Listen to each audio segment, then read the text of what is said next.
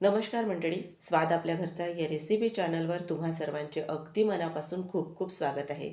आज आपण इन्स्टंट रवा डोसा तयार करणार आहोत, जो अवघ्या 10 मिनिटात तयार होणार आहे.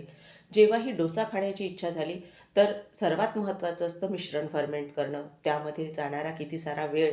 तर अगदी 10 मिनिटात कुरकुरीत असा हा डोसा एकदा नक्की ट्राय करून बघा. रेसिपी अगदी साधी सोपी अशी आहे आणि डोसा 101% कुरकुरीत तयार होतो. त्यामुळे रेसिपी नक्की करा आणि चॅनलला रेसिपी जर आवडली तर सबस्क्राईब करून एक लाईक करायलाही मात्र विसरू नका. चला मग सुरुवात करूया. आता डोस्यासोबत खाल्ली जाणारी पिवळी बटाट्याची भाजी करूयात. तर त्यासाठी आपण इथे तेल गरम करून घेतलं. त्यामध्ये पाव चमचा जिरं आणि मोहरीसुद्धा घातली.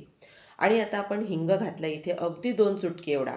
एक मध्यम आकाराचा कांदा मी उभा लांब असा चिरून घेतलेला आहे, तो घातलेला आहे.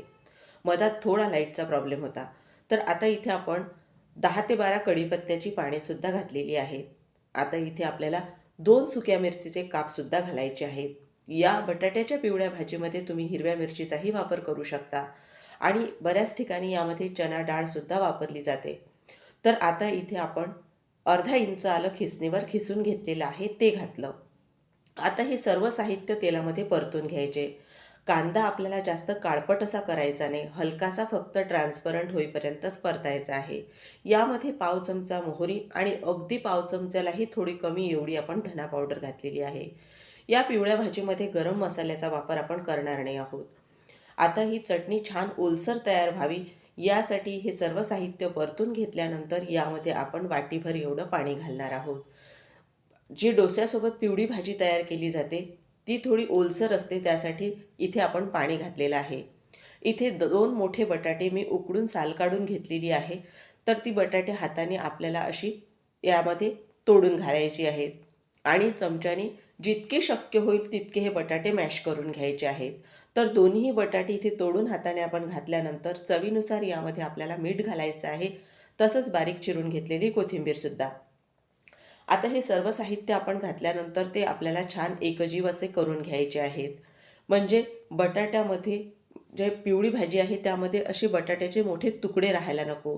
जितकं शक्य होईल तितकं आपल्याला ही भाजी एकजीव अशी करून घ्यायची आहे. आणि बघा ही बटाट्याची पिवळी भाजी आपली तयार झालेली आहे. तर आता आपण डोसे तयार करायला घेणार आहोत. तर मिक्सरच्या भांड्यामध्ये आपण एक सपाट वाटी भरून बारीक रवा घेतलेला आहे. जाड रवा असेल तोही वापरला तरीही चालेल. तर आता आपण हा रवा मिक्सरच्या भांड्यामध्येच डायरेक्ट घालणार आहोत आणि यामध्येच याच वाटीने आपण पाववाटी एवढं दही घेणार आहोत.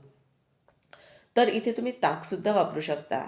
दही, ताक वापरल्यामुळे डोश्याला चवही छान तयार होते आणि इन्स्टंट डोसा तयार करत असल्यामुळे डोस्यावर जाळीसुद्धा छान तयार होते.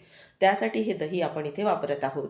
तर आता हे दही पूर्ण घालून घेतल्यानंतर यामध्ये आपल्याला साखर घालायची आहे. अगदी पाव चमचा एवढी. साखर घातल्यामुळे डोश्याला रंग छान येतो. आणि यामध्ये आपल्याला सर्वात महत्त्वाचं म्हणजे आपला जो नाश्त्याचा चमचा असतो त्याने 2 चमचे बेसन पीठ आपल्याला घालायचं आहे. बेसन पिठामुळे जे आपले डोसे आहेत ते छान खमंग तयार होतात आणि चवीनुसार आपल्याला यामध्ये मीठ घालायचं आहे. आता इथे आपण घालणार आहोत अगदी बघा पाव चमच्यालाही थोडं कमी एवढा आपण यामध्ये खाण्याचा सोडा घातलेला आहे, म्हणजेच अर्धा टीस्पून एवढा. आणि आपण त्याच सारख्या वाटीने इथे आपण पाणी घेतलेलं आहे, दह्याच्याच वाटीत पाणी घेतलेलं आहे.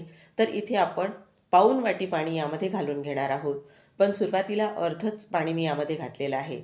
आता आपण पूर्ण मिश्रण आहे एकदा फिरवून घेणार आहोत.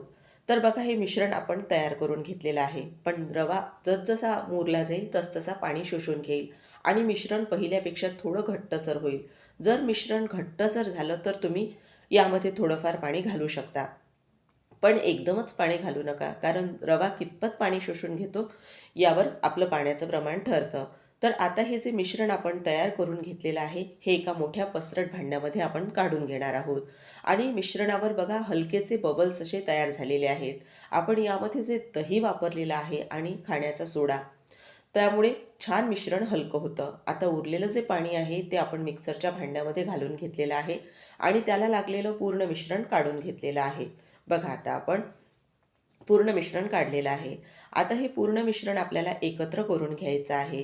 सर्व साहित्य आपण मिक्सरच्या भांड्यामध्येच घातलेलं होतं, त्यामुळे आता वरून आपल्याला काहीही घालण्याची यामध्ये गरज नाही. फक्त मिश्रण पूर्ण एकसारखं असं करून घ्यायचं, कारण आपण यामध्ये वरून पाणी घातलेलं आहे म्हणून. आणि आपलं हे जे मिश्रण आहे बघा, पहिल्यापेक्षा थोडं मला अजूनही घट्टसर वाटत आहे. त्यामुळे आपण यामध्ये थोडं पाणी घालून घेणार आहोत. तर मी आता जे वाटीभर पाणी घेतलेलं होतं ते पाणी संपलेलं आहे, म्हणून वरून मी दुसरं पाणी यामध्ये घालत आहे. तर बघा, इथे आपण परत पाणी घातल्यानंतर पूर्ण मिश्रण एकसारखं असं करून घेणार आहोत. तर आता हे पूर्ण मिश्रण डोसे तयार करण्यासाठी अगदी तयार आहे. तर आता आपण बाजूला तवासुद्धा गरम होण्यासाठी ठेवलेला आहे. तर तुम्ही मिश्रणची कन्सिस्टन्सी बघू शकता. मिश्रण आपलं असं तयार करून घेतलेलं आहे आपण. तवा छान कडकडीत असा गरम करून घ्यायचा आणि नंतर त्यावर पाणी शिंपडून घ्यायचं. टिश्यू पेपरने किंवा एखाद्या कॉटनच्या कापडाने पूर्ण पाणी पुसून घ्यायचं. आता चमचाभर मिश्रण आपण या तव्यावर टाकून घेणार आहोत आणि पूर्ण मिश्रण आपल्याला एकसारखं असं फिरवून घ्यायचं आहे. त्यामुळे डोसा एकसारखा पूर्ण आपला तयार होतो. आणि डोसा तयार करून झाल्यानंतर आपल्याला गॅसची स्पीड मीडियमच ठेवायची आहे आणि छान रंग येईपर्यंत डोसा भाजून घ्यायचा आहे. यावर तुम्ही बटर, साजूक तूप, तेलसुद्धा लावून घेऊ शकता. तर बघा, हा सुरुवातीचा डोसा मी तुम्हाला असा करून दाखवलेला आहे, साधाच. आता आपण परत तवा छान कडकडीत गरम करून घेतलेला आहे आणि पहिल्यासारखंच आपल्याला यावर पाणी शिंपडून घ्यायचं आहे आणि टिश्यू पेपरने पूर्ण पाणी पुसून काढायचं आहे.